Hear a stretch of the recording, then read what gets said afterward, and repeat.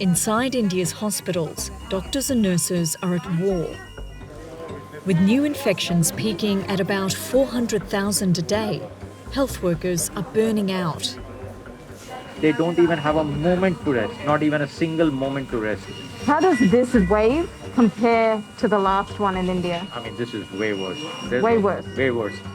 In the last wave, there was never a time that we could not provide an ICU or a ventilator to a sick patient. Patients have died in the emergency because there was no ICU bed, no ventilator, no physical space to put in a bed. This is one of New Delhi's best hospitals, but they're still dealing with chronic shortages of oxygen, medicine and beds.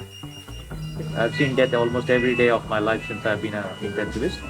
But these are deaths where you have done your best, you've tried your best, and that's what's bothering our young resident doctors and our nurses is they keep telling me, if we had the ventilator, we had the ICU beds, we could have saved so many more. That is what bothers you. The ICU at Holy Family Hospital has added 40% more beds. It's still not enough. We can't go beyond that. There's no physical space to go beyond that. We have put beds between beds, which is, as you can see, there's a distance. It's incredibly crowded in here. Exactly. This is not how the ICU looks usually. More frustrating than these conditions is the fact that this crisis could have been prevented. Lots of us warned the government that this is going to happen. Set up surge capacity, build surge capacity, go for the lockdown. Did they do it? It's too late.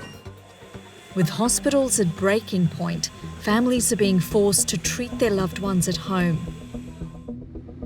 Just outside New Delhi, we come across a crowd of people waiting to buy or refill oxygen cylinders.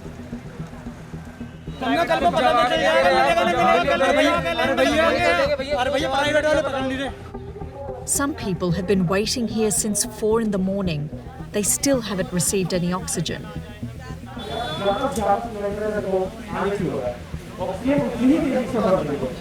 तो police यहाँ क्यों है? Security law and order matter के लिए, law and order, वो law and order.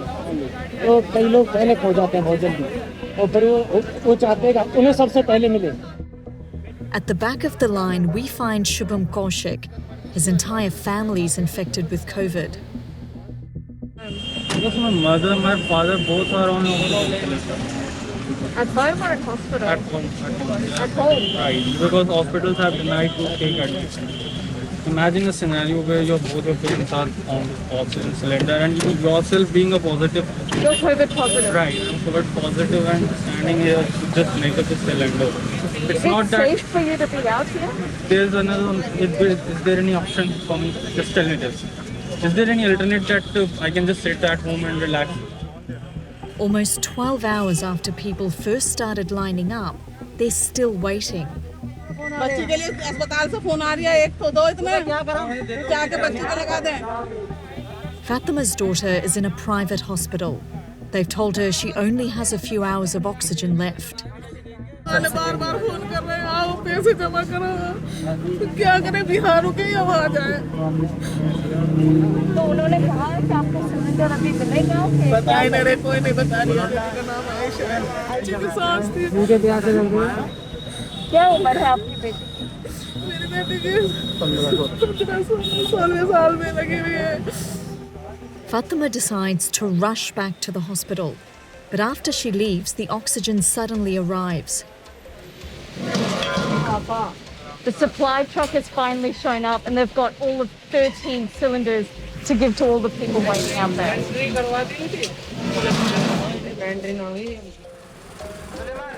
Shubham manages to get one, but after waiting for hours, he can barely stand or even speak. How are you feeling now? Are you feeling okay? You look pretty sick now. I'm pretty much drenched because it's been hell there out. So it was a chaos, and I'm drenched now. Myself being slightly positive and being in that rush for so long still gives a big blow to your body. With such limited supply of oxygen from the central government, scammers are filling the void. Hello. हमने police को complain किया है, हम आपको जरूर jail में डालेंगे, आप देख लीजिए।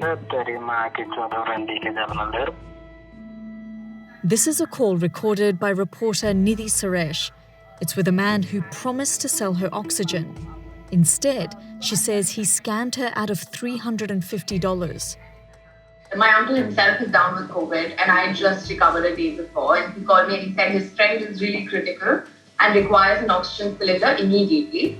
So I passed the number on to my uncle and my uncle gave him a call and he said, I'll deliver it immediately, but you need to make an advance payment. I pleaded with him. I said, we've made a payment for about 25,400 rupees. I will give you 6,000 or even more if you want, but please deliver the cylinder to my uncle and then I'll make the payment right in front of you. But as soon as I said that, he said, I'm out of cylinders. Suresh tried to gather more evidence and asked a friend to call him. हमें कैसे पता कि आप fraud नहीं कर रहे हैं? क्या गारंटी है? आपको फोन कर दीजिए, हम फ्रॉड करते हैं। बोल दिए ना, हम फ्रॉड करते हैं। धरिए फोन। अच्छा, आप इतने कॉन्फिडेंस से कह रहे हैं, मतलब लोग मर रहे हैं बाहर और आप ऐसे कॉन्फिडेंस से हमें बोल रहे हैं कि आप फ्रॉड करते हैं? इनको जरूरत रहेगा वो बिल्कुल मेरे पास से ले जाएंगे, ठीक है? आपको जरूरत नहीं है तभी ये सब बात को सवाल कर रहे हो, ठीक है? आप अगर फ्रॉड कर रहे हैं ना, परिवार मर जाएगा, तुम्हारा परिवार मर जाएगा। अरे तुम्हारी धमकी से हमें कुछ नहीं होता है, ठीक है? अपनी धमकी अपने पास रखो। After posting about her experience online, Suresh heard from others who said they'd been ripped off by the same man. Honestly, for me, it was really overwhelming and heartbreaking because I just received so many messages in my inbox. And I think one particular message really affected me was of this one girl who said that she lost her granddad waiting for this person's cylinder. And we're just on our own trying to scramble and survive through this whole thing. Some of us are privileged, some of us are not. We don't have the support of our government right now. India's government did not respond to our requests for an interview. Neither did the Delhi police. Suresh believes that her scammer is still out there, targeting families. This pandemic is bringing out the worst in people, but others are doing their best. Through the peak of COVID infections, Surjit Singh has been volunteering to care for patients at this Gurdwara or Sikh temple.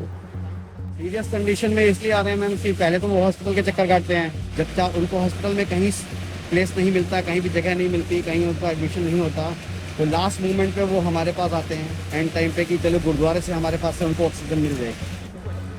He says he's come down with the virus twice already, but he keeps coming back. ना hospitals के अंदर oxygen है, hospitals वाले भी even cylinders हमसे लेके जा रहे हैं। हॉस्पिटल वाले आपके पास आते हैं? हॉस्पिटल वाले हमारे से गैस लेके जा रहे हैं, बोरों पर के ले जा रहे हैं कि हमें 2 दिन के लिए 2 सिलेंडर दे दीजिए, 4 सिलेंडर दे दीजिए, हमारे पेशेंट मार रहे हैं, हमारे पास गैस नहीं है। More than 280,000 people have died here, and that's just the official toll.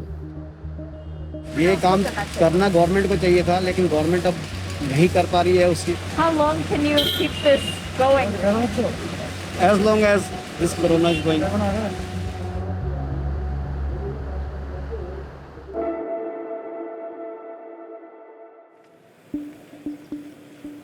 A day after we met Shubham in the oxygen line, we visit him at home.